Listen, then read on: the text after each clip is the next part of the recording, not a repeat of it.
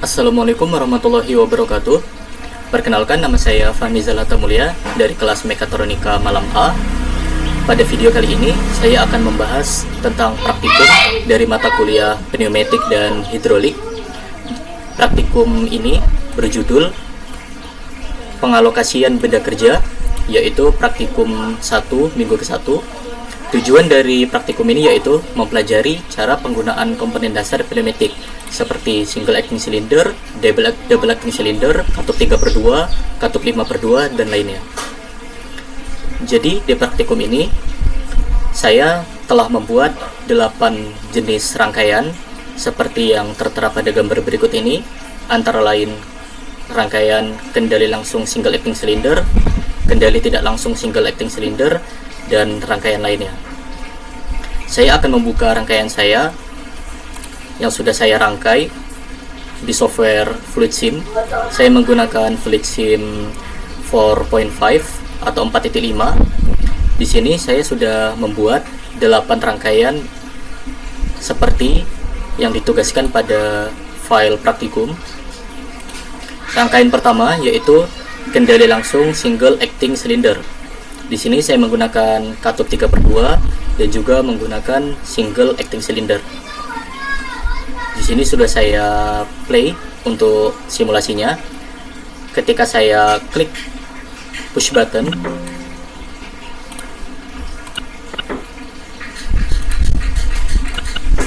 maka piston pada silinder akan maju ke depan. Ketika saya tahan, piston pada silinder tetap maju, dan ketika saya lepas, maka piston kembali secara otomatis dikarenakan pada single acting cylinder ini terdapat spring atau pegas yang dapat menyebabkan piston pada silinder mundur secara otomatis atau kembali secara otomatis setelah push button berhenti ditekan. Selanjutnya, saya telah merangkai kendali tidak langsung pada single acting cylinder. Jadi, apa ini maksud dengan kendali tidak langsung? Yaitu single acting cylinder yang ada di sini itu tidak dikendalikan secara langsung oleh katup 3/2 ini, melainkan melalui katup lainnya, yaitu katup 3/2 yang memiliki push button. Jadi, ketika push buttonnya ditekan, maka udara pada katup 3/2 ini akan mengalir ke katup 3/2 yang ada di sini, kemudian akan dilanjutkan ke single acting cylinder. Ketika saya lepas push buttonnya, maka piston pada silinder juga akan kembali secara otomatis dikarenakan ada pengaruh dari spring atau pegas. Rangkaian yang ketiga yaitu kendali langsung menggunakan double acting cylinder. Di sini saya menggunakan katup 5/2. Di sini silindernya dapat bergerak maju maupun mundur, dan di sini saya menggunakan push button yang dilengkapi dengan fitur pengunci. Jadi ketika saya tekan sekali, maka dia akan tertahan, dan ketika saya tekan lagi, maka piston pada silinder akan mundur.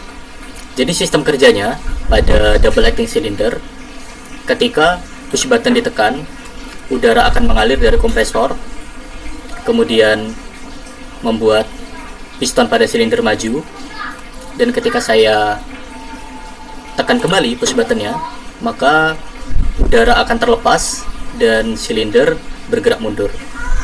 Jadi perbedaannya dengan single acting cylinder, jika single acting cylinder kembali menggunakan pegas, maka kalau double acting cylinder kembali dengan cara ditekan kembali push buttonnya. Rangkaian yang keempat yaitu kendali tidak langsung menggunakan double acting cylinder. Sama seperti kendali tidak langsung pada single acting cylinder, di sini kita juga menggunakan 2 katup. Ada katup 3/2 dan katup 5/2. Katup 3/2 ini berfungsi untuk menyalurkan udara atau mengendalikan katup 5/2 supaya piston pada silinder bisa bergerak maju. Cara kerjanya, ketika push button saya tekan, maka silinder akan maju, dan ketika push button saya lepas, maka silinder akan kembali bergerak mundur.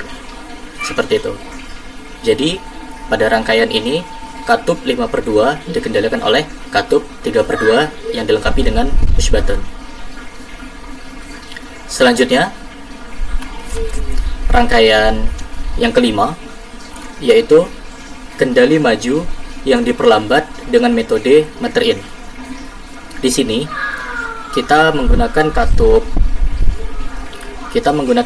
5/2, kemudian ada one way control valve yang berfungsi untuk memperlambat pergerakan maju piston pada silinder, atau berfungsi untuk mengatur angin yang akan masuk ke silinder.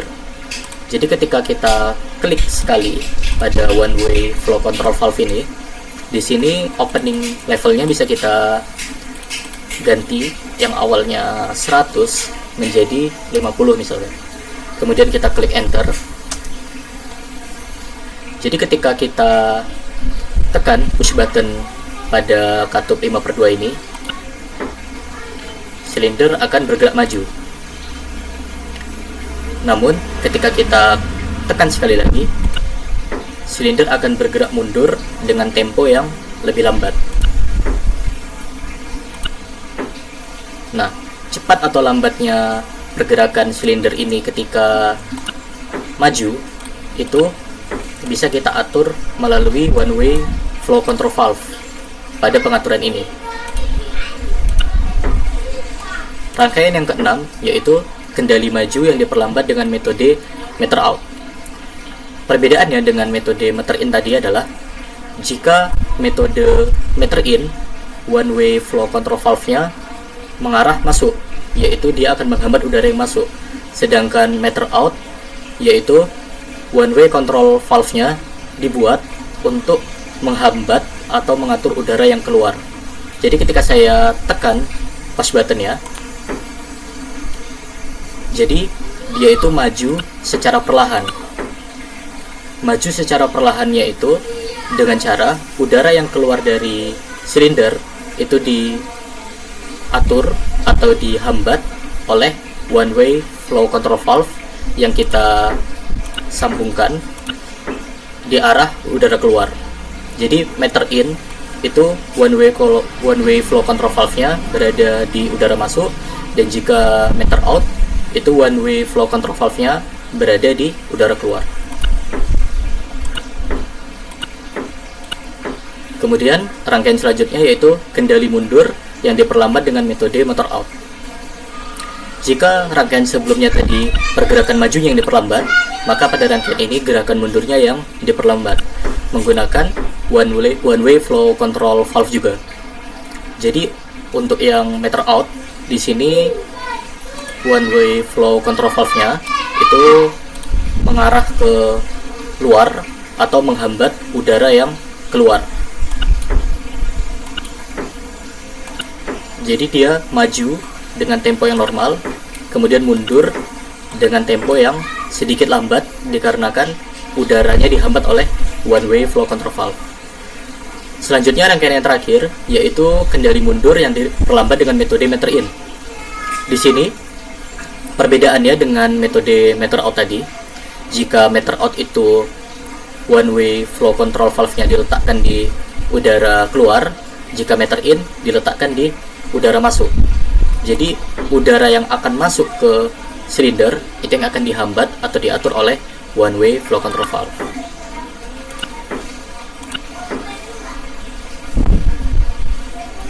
Selanjutnya pada modul praktikum, di sini ada beberapa soal yang harus diselesaikan. Soal yang pertama yaitu gambarkan dan jelaskan cara kerja double acting cylinder. Jadi double acting cylinder di sini sudah saya gambarkan dalam rangkaian di software FluidSim ini. Cara kerjanya yaitu ketika push button ditekan, maka piston pada double acting cylinder akan maju. Ketika push button ditekan sekali lagi, maka piston pada double acting cylinder akan mundur. Jadi double acting cylinder ini adalah silinder yang bekerja dengan dua arah, bisa maju dan bisa mundur. Kemudian soal selanjutnya, gambarkan dan jelaskan cara kerja dari single acting cylinder. Di sini saya juga sudah membuat rangkaian single acting cylindernya. Single acting cylinder di sini adalah jenis silinder yang bergerak hanya satu arah, hanya maju saja, karena dia akan mundur secara otomatis pengaruh dari pegas atau piston. Jadi ketika saya tekan push buttonnya, maka silinder akan maju. Namun ketika push button dilepas, silinder akan mundur secara otomatis dikarenakan pengaruh dari pegas atau spring yang terdapat pada silinder. Selanjutnya, jelaskan perbedaan dari single acting cylinder dan double acting cylinder berdasarkan kecepatan atau gaya yang dihasilkan. Dari percobaan atau simulasi yang sudah saya buat di fluid sim ini, perbedaannya ada pada arah gerakan. Jika single acting cylinder hanya satu gerakan, yaitu maju, dan jika double acting cylinder gerakannya dua, yaitu maju dan mundur. Dari segi gerakan, kecepatan ataupun gaya yang dihasilkan, double acting cylinder lebih unggul dikarenakan tidak adanya hambatan atau pegas atau hambatan yang menghambat gerakan dari pegas atau spring. Jadi double acting cylinder ini bergerak maju atau mundur secara lebih leluasa, dan gaya yang dihasilkan juga lebih besar dibanding dengan single acting cylinder. Selanjutnya, gambarkan dan jelaskan cara kerja katup 3/2 atau 3-chew wave valve. Katup 3/2 di sini yang saya gunakan itu dapat digunakan untuk mengendalikan single acting cylinder. Jadi di sini di katup 3/2 itu ada 3 port ganjil, itu berfungsi untuk input dan juga air inlet atau pembuangan udara, dan nomor genap itu berfungsi untuk output. Jadi di sini di katup 3/2 ada 3 port dan 2 kotak atau 2 kondisi. Jadi kondisi pertama dan kondisi kedua. Kondisi pertama di sini udara masuk di lubang nomor 1 dan keluar di lubang nomor 2. Dan di kondisi kedua di sini udara tertahan dan udara yang dari silinder itu keluar melalui air inlet atau lubang nomor 3. Selanjutnya, gambarkan dan jelaskan cara kerja katup 5/2 atau 5-chew wave valve. Katup 5/2 yang saya buat di sini berfungsi untuk menggerakkan double acting cylinder. Jadi katup 5/2 ini terdiri dari 5 port, yaitu port nomor 1, 2, 3, 4, dan 5, dan terdiri dari 2 kotak atau 2 kondisi. Jadi seperti katup 3/2, penomoran ganjil itu untuk input dan air inlet atau lubang pembuangan. Kemudian yang genap itu sebagai output.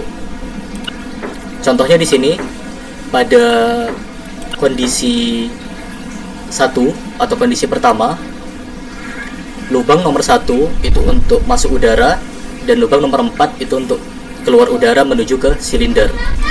Dan pada kondisi kedua di sini udara terhambat, udara masuk ke lubang nomor 1 dan kemudian keluar lagi dari lubang nomor 2 menuju ke silinder. Jadi 4 dan 2 itu sama-sama sebagai output, dan lubang nomor 1 itu sebagai input, sedangkan 3 dan 5 itu sebagai air inlet atau jalur pembuangan udara. Selanjutnya, jelaskan perbedaan fungsi antara kontrol secara langsung dan tidak langsung. Jadi di sini ada sistem kendali langsung, yang mana dari katup langsung menuju ke silinder, sedangkan ada juga sistem kendali tidak langsung. Dari katup 3/2, udara disalurkan terlebih dahulu ke katup 3/2 yang lainnya, baru kemudian menggerakkan silinder. Perbedaannya, Jika sistem kendali langsung, ketika push button ditekan, maka silinder langsung bergerak.